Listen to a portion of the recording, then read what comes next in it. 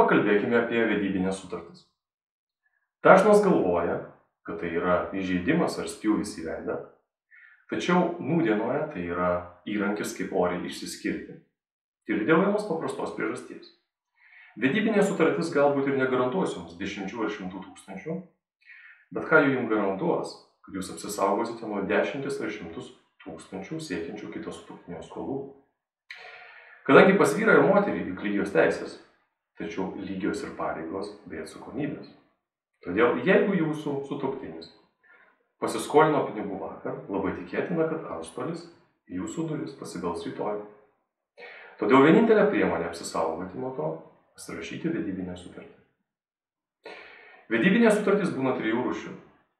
Tai yra nustatančios visiško bendrumo turtinį teisinį režimą, tai yra turtas įgytas tiek iki santuokos, kaip asmeninė nuosavybė, tiek po santuokos jis tampa bendru sutuoktinių turtu.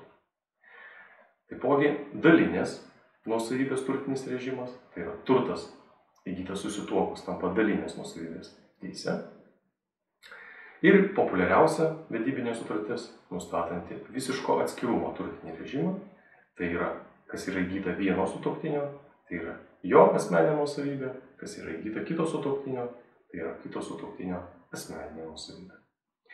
Svarbu paminėti, kad vedybinės sutartys yra sudaromas notarinė tvarka jos gali būti keičiamos, o pasibaigia jos nutraukus santuoką.